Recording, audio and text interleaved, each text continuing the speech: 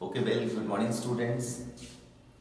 In this video, we will discuss regarding irrational number of chapter number system for class 9. You will say regarding irrational, we have discussed at the beginning of the chapter. Yeah, already we have discussed. What is irrational number?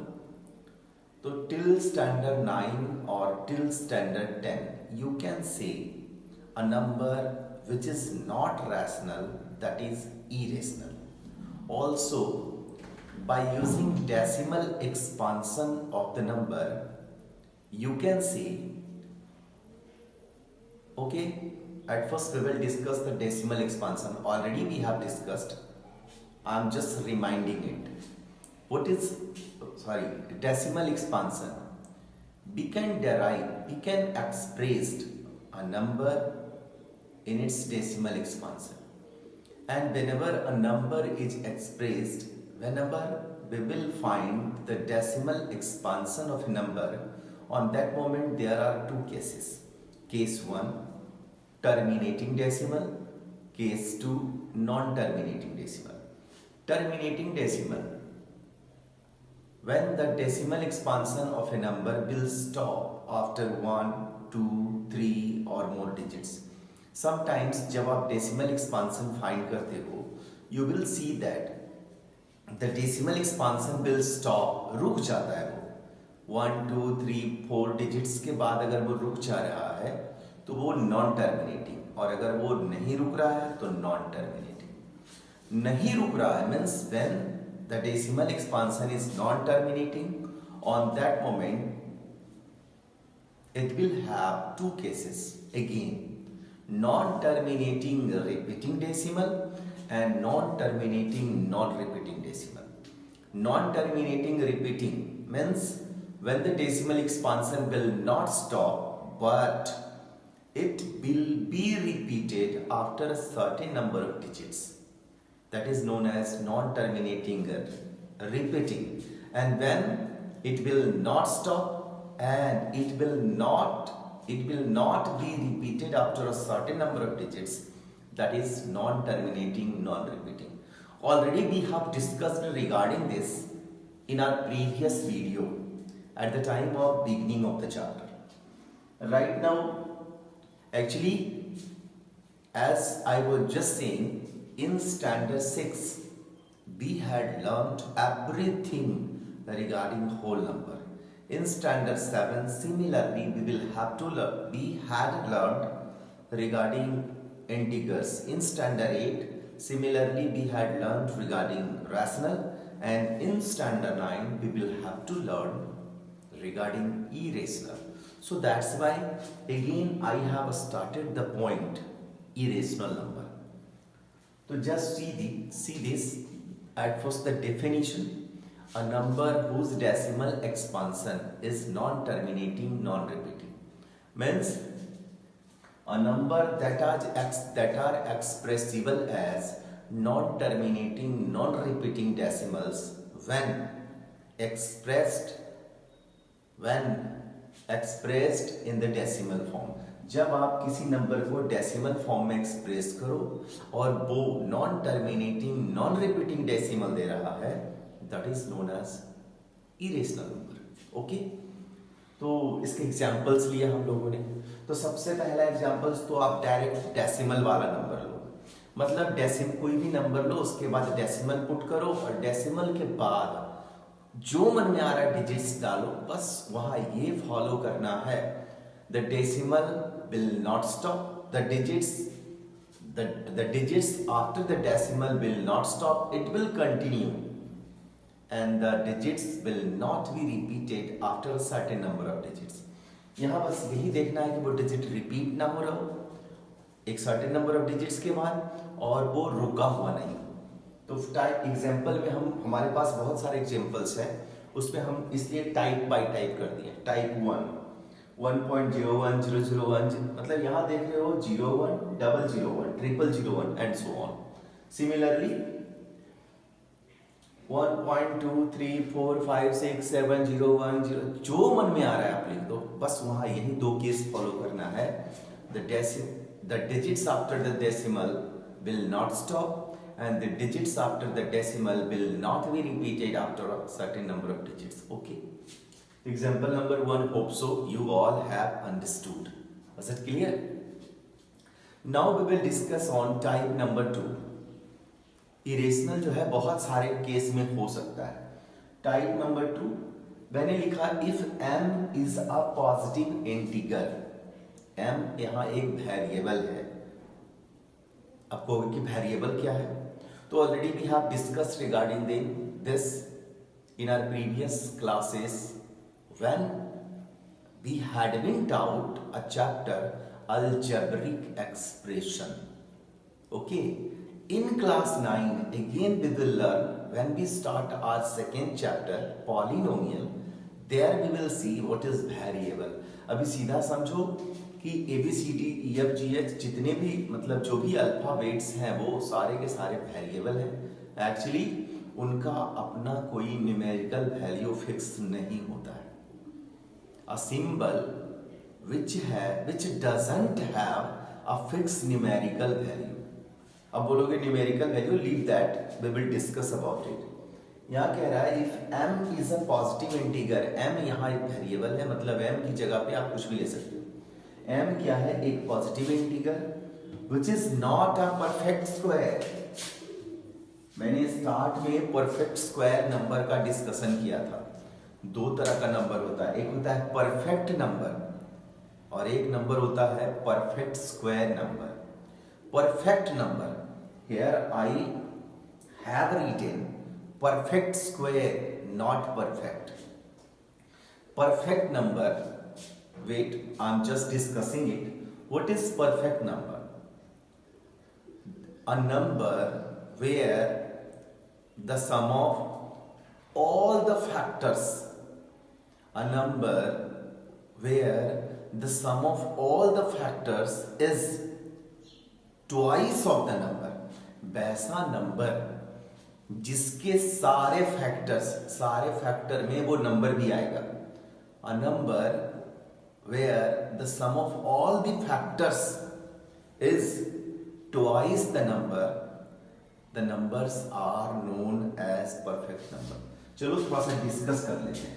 एक number चलो मैं 6 लिया, एक number मैंने 6 लिया और 6 लिया. I am just discussing perfect number. For example, 6. Factors of 6 are 1, 2, 3, 6. Factors you had been taught. Factors of 6 are 1, 2, 3, 6. Just go through the sum of the factors of 6. You will get what? 1 plus 2 plus 3 plus 6, that is 12. Here you can see the sum of the factor of the 6 is twice, is 2 times of the number. 12 जो है 6 का 2 times है. A number where the sum of the factors, sum of all the factors is twice the number is known as perfect number, not perfect square. I am discussing here regarding perfect square, not perfect.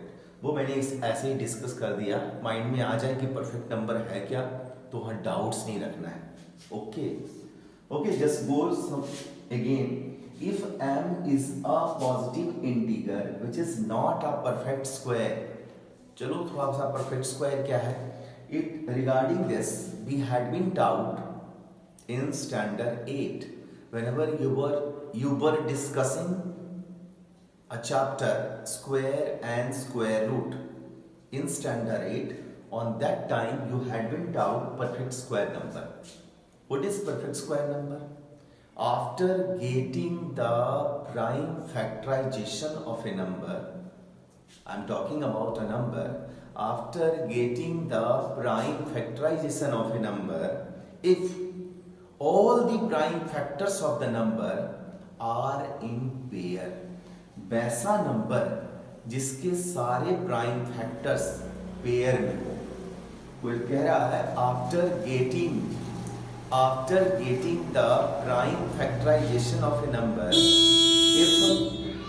if all the prime factors of the number are in pair, जब आप किसी number का prime factorisation find करो और prime factorisation के बाद अगर सारे प्राइम फैक्टर पेयर में, if all the prime factors, सीधा सीधा आप समझो अ नंबर, वैसा नंबर जिसका स्क्वायर रूट हम क्लियरली, जिसका स्क्वायर रूट या तो नेचुरल नंबर हो या तो होल नंबर हो, वैसा नंबर जिसका स्क्वायर रूट हम नेचुरल नंबर के वे में फाइंड करते हैं, वैसे नंबर को परफेक्ट स्क्वायर बोलेंगे।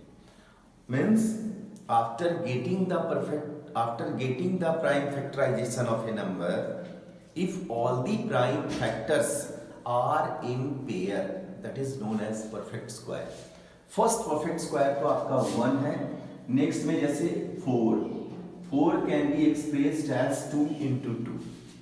Here you can see 4 के जो भी प्राइम फैक्टर हैं वो पेयर में है ना, मतलब 4 is a perfect square number। और एग्जांपल अगर लेना है, चलो 9 लिए, 3 into 3, चलो हम 36 लिए, 2 into 2 into 3 into 3। Means here you can see all the prime factors of 4, all the prime factors of 9, all the prime factors of 36 are in pair. If all the prime factors of the number are in pair, the number is known as perfect square। और यहाँ कह रहा है कि वो perfect square नहीं होना चाहिए। m is a positive integer and m is not a perfect square। On that moment, root under m is an irrational. तो हमारा नंबर परफेक्ट स्क्वायर कौन कौन सा नहीं है? 1 से स्टार्ट करते हो, 1 is a perfect square, 2, 3, 5, 7, 8 and so on. तो root under 2, root under 3, root under 5, root under 6, root under 7, root under 8, but not root under 9, root under 10, root under 11, these all are irrational। Any doubt? Type number 3, if m is a positive integer and m is not a perfect cube, यहां बोल रहे थे हम perfect square and here perfect cube, perfect square and perfect cube, what is this?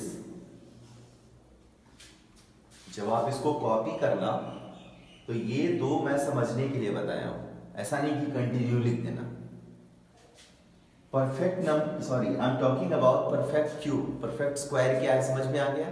All the prime factors are in pair, और यहां बोलेगा all the prime factors are in a group of 3 के group में होने चाहिए।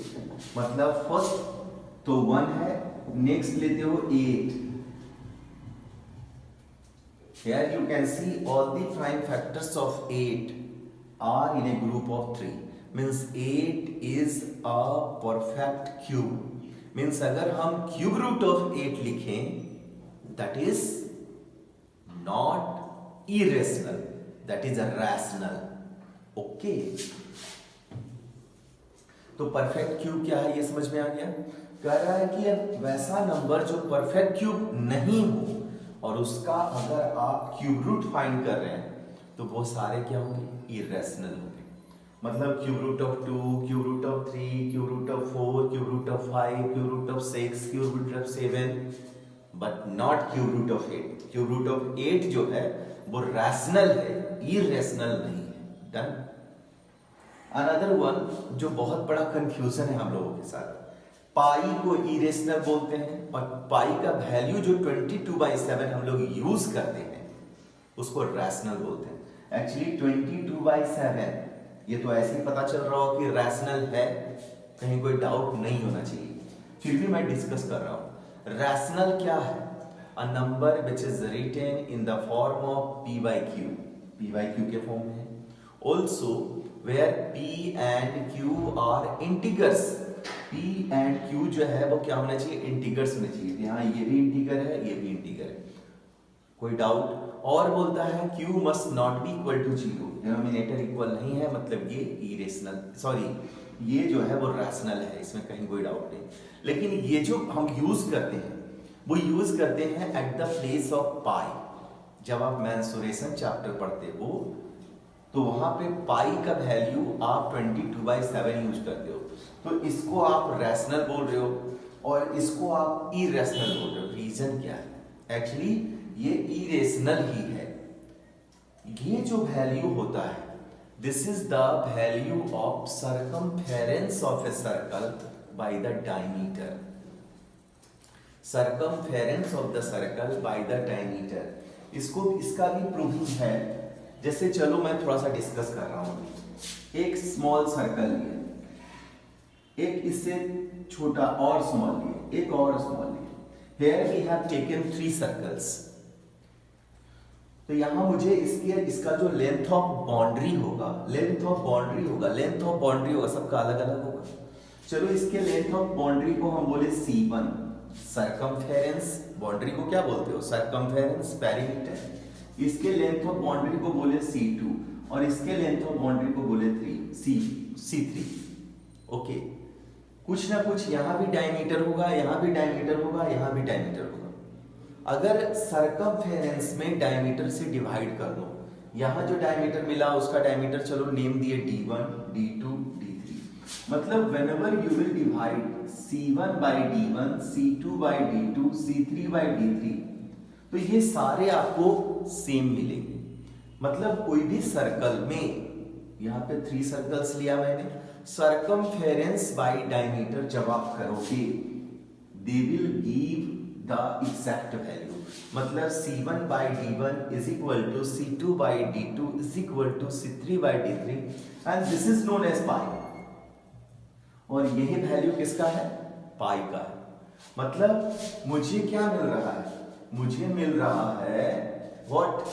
C equal to pi equal to C by D। और यहीं से सर्कमफेरेंस का फॉर्मूला भी बना है।